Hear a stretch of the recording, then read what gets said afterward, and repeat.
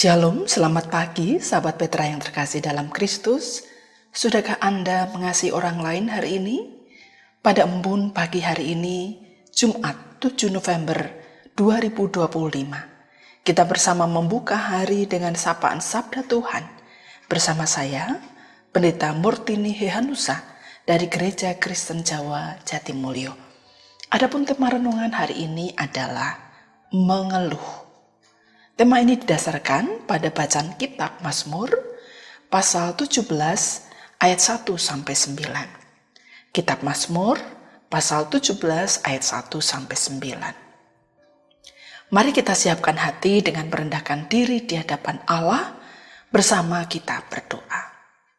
Tuhan Allah yang Maha Kasih, kami sungguh bersyukur bahwa pada pagi hari ini kami boleh bangun tanpa kurang suatu apapun. Jika mungkin di antara kami, karena usia atau berbagai faktor yang lain, kami harus mengalami sakit penyakit, Tuhan, kami tetap bersyukur karena Engkau masih memberikan kesempatan kepada kami untuk menjalani kehidupan ini bersama dengan orang-orang yang kami kasihi. Di dalam setiap kelemahan kami, Tuhan kiranya menguatkan rohani kami, spiritualitas kami, agar apapun yang terjadi, mulut, hati, pikiran kami, semuanya memuliakan nama Tuhan dan menjadi berkat bagi banyak orang. Di pagi yang indah ini, sebelum kami memulai aktivitas kami ingin mendengarkan dan merenungkan firman-Mu. Tuhan kiranya berkenan berfirman kepada kami, dan menolong kami semua, agar kami boleh memahami kehendak-Mu, dan kiranya Roh Kudus menolong kami untuk dapat melakukan dalam hidup sehari-hari. Kami serahkan pelayanan firman pada saat ini, hanya dalam nama Tuhan kami, Yesus Kristus. Amin. Sahabat Petra yang terkasih, mari kita baca dan perhatikan kitab Mazmur pasal 17, Kitab Mazmur pasal 17 ayat 1-9. Mazmur 17 ayat 1-9 yang demikian bunyinya. Diburu meskipun tak bersalah. Saya membaca dari Alkitab Terjemahan Baru edisi yang kedua ya. Diburu meskipun tak bersalah. Doa Daud. Dengarkanlah Tuhan perkara yang benar. Perhatikanlah seruanku, berilah telinga kepada doaku. Dari bibir yang tidak menipu, dari hadapanmu lah kiranya datang penghakiman. Matamu kiranya melihat apa yang benar. Bila engkau menguji hatiku, memeriksanya pada waktu malam, dan menyelidiki aku, engkau tidak akan menemukan sesuatu kejahatan.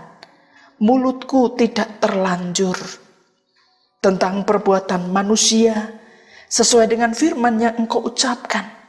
Aku telah menjaga diriku terhadap jalan orang yang melakukan kekerasan. Langkahku tetap mengikuti jejakmu, kakiku tidak goyah. Aku berseru kepadamu, karena engkau menjawab aku, ya Allah. Arahkanlah telingamu kepadaku, dengarkanlah perkataanku. Tunjukkanlah kasih setiamu yang ajaib, ya penyelamat orang yang mencari perlindungan terhadap para pemberontak yang melawan kuasamu. Peliharalah aku seperti biji mata, sembunyikanlah aku dalam naungan sayapmu, terhadap orang fasik yang menganiaya aku, dan terhadap pengancam nyawaku yang mengepung aku. Demikian saudara-saudara pembacaan firman Tuhan. Yang berbahagia ialah setiap orang yang mau mendengarkan, merenungkan dan melakukan dalam hidup sehari-hari. Haleluya, amin. Saudara-saudara yang dikasihi Tuhan, dalam hidup ini kadang-kadang kita menjumpai ada orang-orang yang tidak suka kepada kita, meskipun kita tidak melakukan kesalahan atau dosa atau kejahatan terhadap orang tersebut. Orang bisa tidak menyukai kita, bahkan membenci kepada kita bahkan bisa melakukan hal-hal yang di luar nalar kita, di luar bayangan kita, hanya karena orang itu iri hati pada kita.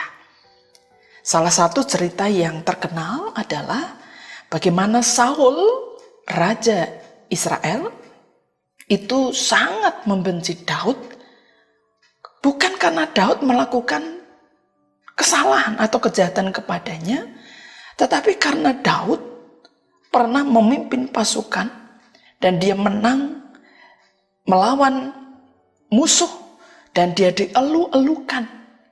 Nah, ketika Daud dielu-elukan, sementara isi dari pujian itu, sanjungan itu menyatakan bahwa Daud lebih hebat daripada Saul, maka Saul menjadi membenci Daud. Saudara-saudara, ini menunjukkan sesuatu yang alami yang bisa terjadi dalam kehidupan kita. Jadi orang yang tidak menyukai kita karena iri hati kepada kita, karena mungkin juga provokasi dari orang lain, sehingga orang tidak menyukai kita. Itu yang terjadi dalam diri Daud waktu itu. Dia belum menjadi raja. Saul yang menjadi raja.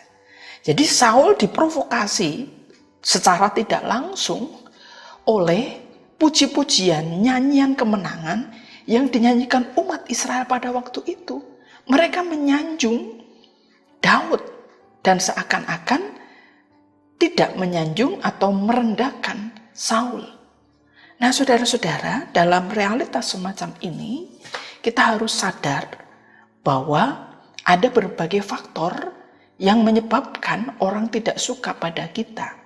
Tadi sudah saya sebutkan, bisa jadi karena iri hati, atau secara ekstrim kita yang memang melakukan kesalahan.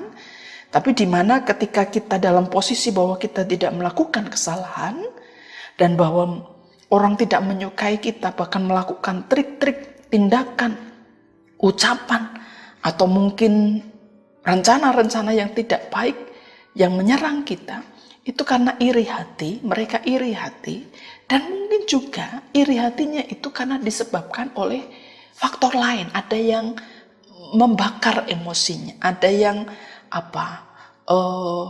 membuat orang itu kemudian membenci kita. Nah, oleh karena itu saudara-saudara, kita perlu untuk memaklumi hal-hal seperti itu, sehingga pada saat ini kita diajak untuk melakukan beberapa sikap, supaya kemudian kita bisa menghadapi orang-orang yang iri kepada kita, dan mungkin irinya karena ada yang ngubupi, kata orang Jawa gitu ya, ada yang ngompor-ngomporin, dan mungkin melakukan sesuatu yang jahat sekali pada kita. Waktu itu Daud dikejar-kejar, hendak dibunuh oleh Saul. Itu cuma gara-gara iri hati, saudara. Kadang-kadang gak masuk akal ya.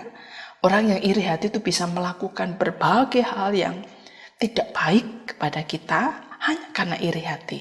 Dan mungkin juga karena dibakar-bakar gitu ya, dipanas-panasin oleh orang lain. Nah, apa yang harus kita lakukan ketika kita menghadapi hal yang semacam itu?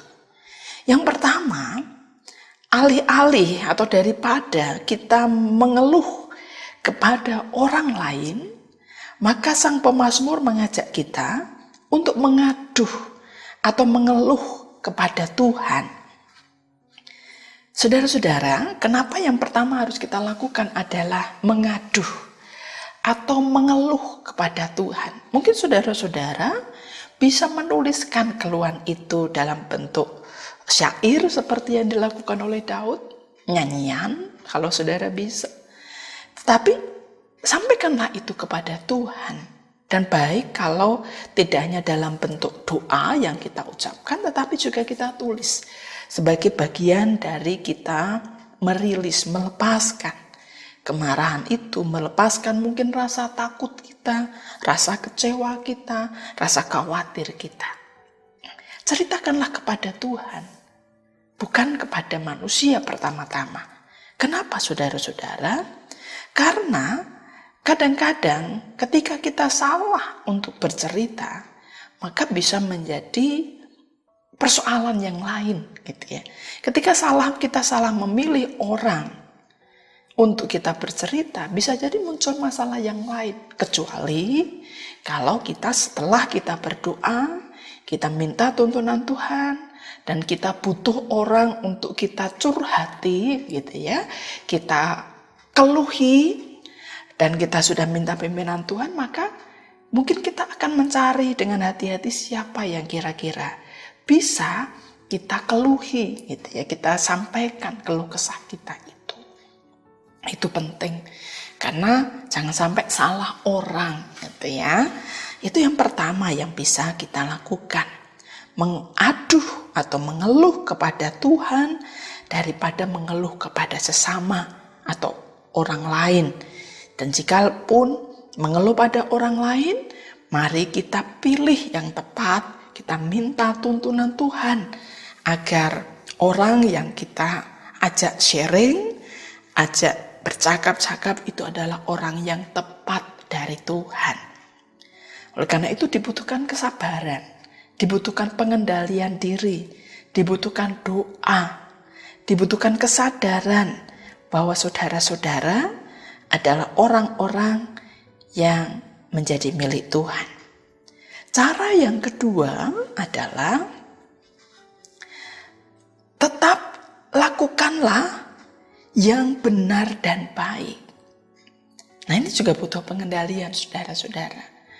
Kadang-kadang orang reaktif terhadap perlakuan, perkataan, perilaku orang lain yang mungkin menyakiti hati. Bisa jadi karena penyebabnya mungkin iri, lalu kita merasa kita harus segera bereaksi membela diri kita.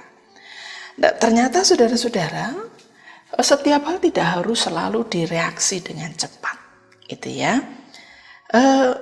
Dan itu butuh pengendalian diri, dan mari kita minta kepada Tuhan. Mari kita tetap melakukan yang baik. Nah, itu yang menjadi doa dari Daud pada ayat yang kelima dan ayat yang keempat. Saya baca ya, ayat yang keempat, tentang perbuatan manusia sesuai dengan firman yang Engkau ucapkan, aku telah menjaga diriku terhadap jalan orang yang melakukan kekerasan. Langkahku tetap mengikuti jejakmu, kakiku tidak goyah. Jadi Daud tetap menjaga dirinya supaya tidak membalas kekerasan, tidak membalas kejahatan, tidak membalas tingkah laku atau mungkin gunjingan fitnah yang dilakukan orang lain kepadanya. Dan dia berkomitmen dalam seruannya ini bahwa ia akan terus menjaga kakinya, menjaga dirinya untuk tetap mengikuti jejak Tuhan. Pemazmur mengatakan, kakiku tidak goyah, aku tetap mengikuti jejak Tuhan. Nah, saudara-saudara, ini penting sekali bahwa kita berkomitmen dan menyatakan komitmen tersebut kepada Tuhan, bahwa apapun yang orang mungkin lakukan pada kita, mungkin kita digosipin, difitnah, hal-hal yang mungkin tidak kita lakukan dan bisa jadi menjatuhkan kita. Kita nggak perlu membalas, dan kita berdoa seperti Daud supaya kita mampu menjaga diri kita terhadap orang yang melakukannya tidak baik itu, dan kaki kita tidak goyah, tetap melakukan jalan Tuhan, gitu ya, tetap melakukan perintah Tuhan. Nah, saudara-saudara, mungkin orang lain bahkan melakukan tindakan-tindakan yang mungkin di luar nalar kita. Berdoa terus supaya Tuhan menjaga kita. Nah, itu menjadi cara yang selanjutnya, cara yang ketiga, yaitu supaya kita terus percaya kepada Tuhan. Saudara-saudara, percaya atau tidak, kadang-kadang ketika orang iri hati, itu bisa melakukan kejahatan-kejahatan yang di luar nalar budi kita. Mungkin kita, kok bisa ya? Nah, itu kita terus percaya kepada Tuhan. Terus berseru kepada Tuhan. Dengan kita berdoa, saudara-saudara, maka doa itu menjadi benteng bagi kita. yang membentengi kita mungkin dari tindakan-tindakan yang irasional, tindakan-tindakan yang mungkin tidak masuk akal, yang bisa menyerang kita. Percaya atau tidak, itu bisa terjadi. Karena orang saking irinya pada kita, melakukan hal-hal yang mungkin dengan memakai kuasa kegelapan. Oleh karena itu, maka kita diajak pada ayat yang ke-6, supaya terus percaya kepada Tuhan dan terus berseru, berdoa kepada Tuhan. Ayat 6 di sana dikatakan, aku berseru kepadamu, engkau menjawab aku ya Allah. Ini perwujudan rasa percaya. Karena Daud pernah mengalami peristiwa-peristiwa di mana ia ditolong oleh Tuhan. Dan dia dari semuanya itu dia percaya. Dia nyatakan dalam seruannya, dalam doanya, bahwa aku percaya kepadamu karena engkau menjawab aku ya Allah. Ini percaya. Arahkanlah telingamu kepadaku, dengarkanlah perkataanku. Jadi minta terus menerus dan percaya terus menerus. Jangan goyah. Karena kekuatan kita bukan pada fisik manusiawi kita, tetapi pada iman kita. Kita bisa menangkal hal-hal yang negatif di sekitar kita, bukan dengan kuasa kegelapan. Mungkin orang bisa menyerang kita dengan kuasa kegelapan, atau dengan trik-trik yang kita nggak tahu. Tetapi ketika kita membentengi diri kita dengan doa, permohonan, dan percaya, iman yang teguh, maka iman itu yang akan berbicara, iman itu yang akan menolong kita. Yang keempat, saudara-saudara, kita belajar apa isi permohonannya. Kalau kita tetap percaya dan berseru kepada Tuhan, maka belajar dari kitab Mazmur pasal 17 ayat 1-9 ini, maka kita berdoa kepada Tuhan supaya Tuhan menunjukkan kasih setianya kepada kita. Ayat 7 di sana dikatakan, tunjukkanlah kasih setiamu yang ajaib, ya penyelamat orang yang mencari perlindungan terhadap para pemberontak yang melawan kuasamu. Jadi ini bisa menjadi formulasi, rumusan doa kita. Kita bisa memakai rumusan-rumusan yang ada di kitab Mazmur ini untuk menjadi rumusan doa kita. Supaya dengan begitu kita belajar apa yang bisa kita ungkapkan kepada Tuhan. Jadi permohonan kita adalah agar Tuhan menunjukkan kasih setianya kepada kita. Karena kita percaya bahwa Tuhan itu setia, meskipun kita kadang-kadang tidak setia. Nah, itu perlu kita ungkapkan, perlu kita sampaikan kepada Tuhan. Yang berikutnya, permohonan berikutnya adalah agar Tuhan memelihara kita seperti biji matanya. Memelihara kita seperti biji mata. Biji mata itu, saudara-saudara, itu adalah bagian dari tubuh kita yang sangat penting. Yang oleh Tuhan itu sudah diperlengkapi dengan segala hal untuk melindungi. Sehingga mata kita terjaga dengan baik. Nah, kita sendiri saja yang kadang-kadang tidak bisa menjaga mata kita gitu ya. Baik dalam arti fisik, tidak bisa menjaga mata kita dari HP misalnya, tidak bisa menjaga mata kita dari pengaruh-pengaruh cahaya laptop misalnya, kita kurang peduli tentang itu. Tapi yang terlebih dari itu, kadang-kadang kita mengabaikan untuk melindungi mata kita. Meskipun Tuhan dari sononya itu sudah melindungi kita, mata kita. Oleh karena itu, ini menjadi doa. Peliharalah aku seperti biji matamu. Jadi kita mengibaratkan diri kita seperti biji mata Tuhan, gitu ya.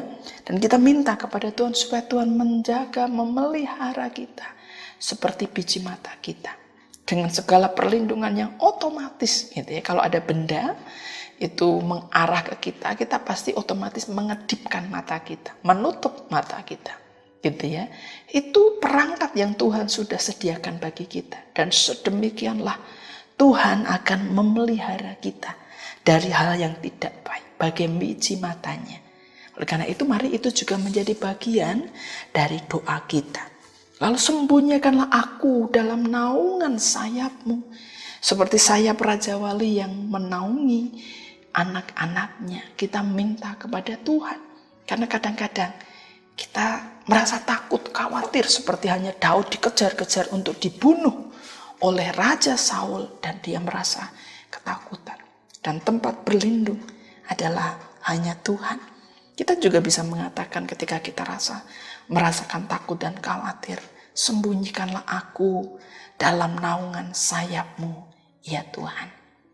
Sahabat Petra yang terkasih, demikian perenungan kita pada saat ini. Mari jangan mengeluh kepada Tuhan, tapi jangan mengeluh kepada manusia, tapi mengeluhlah kepada Tuhan, karena Ialah sumber kekuatan kita, Ia yang memiliki kasih setia untuk kita semua. Tuhan memberkati kita. Amin. Mari kita berdoa. Tuhan, kami bersyukur untuk firman-Mu yang boleh kami renungkan bersama. Ampuni kami, karena kami kadang-kadang lebih memilih berkeluh kesah kepada manusia, pada orang lain, daripada kepada Tuhan. Ampuni kami jikalau kadang-kadang iman kami tidak begitu kuat. Ampuni kami jika kadang-kadang kami membalas kejahatan terhadap orang yang melakukan kejahatan kepada kami. Saat ini Tuhan, kiranya Tuhan berkenan menyucikan, menguduskan kami, dan memampukan kami untuk dapat melakukan kehendak-Mu di tengah-tengah dunia yang penuh dengan berbagai ragam kehidupan ini. Ya Tuhan, kami akan memulai aktivitas kami sepanjang hari ini. Kami mohon tuntunan, penyertaan, perlindungan, berkat-Mu untuk kami semua. Tuhan, bimbing kami untuk dapat mengelola waktu pemberian-Mu dengan baik, sehingga kami mengerjakan hal-hal yang memuliakan nama Tuhan. Dan kiranya melalui apa yang kami lakukan, kami boleh merasakan berkat Tuhan, dan kami boleh menjadi berkat Tuhan bagi banyak orang. Terima kasih Tuhan. Terima kasih untuk Radio Petra yang boleh menjadi sarana bagi kami untuk mendengarkan firman-Mu. Tuhan berkati Radio Petra, setiap orang yang melayani di dalamnya. Kiranya kasih-Mu ada dalam kehidupan mereka. Inilah Tuhan doa kami, ampuni dosa dan salah kami. Semuanya kami panjatkan dalam nama Tuhan kami Yesus Kristus yang mengajar kami berdoa Bapa kami. Bapa kami yang di sorga, dikuduskanlah nama-Mu, datanglah kerajaan-Mu, jadilah kehendak-Mu di bumi seperti di sorga. Berikanlah kami pada hari ini makanan kami yang secukupnya, dan ampunilah kami akan kesalahan kami, seperti kami juga mengampuni orang yang bersalah kepada kami. Dan janganlah membawa kami ke dalam pencobaan, tapi lepaskanlah kami daripada yang jahat. Karena Engkau yang punya kerajaan dan kuasa dan kemuliaan sampai selama-lamanya. Amin. Demikian sahabat Petra yang terkasih dalam Kristus, embun pagi hari ini, Jumat 7 November 2025. Kiranya sabda Tuhan memberikan hikmat, kekuatan, dan penghiburan bagi kita untuk melewati sepanjang hari ini. Saya Pendeta Murtini Yanusa dari GKJ Jatimulyo, mohon diri dan mohon maaf bila ada kata yang kurang berkenan. Sahabat Petra, selamat mengasihi orang lain hari ini. Tuhan Yesus memberkati.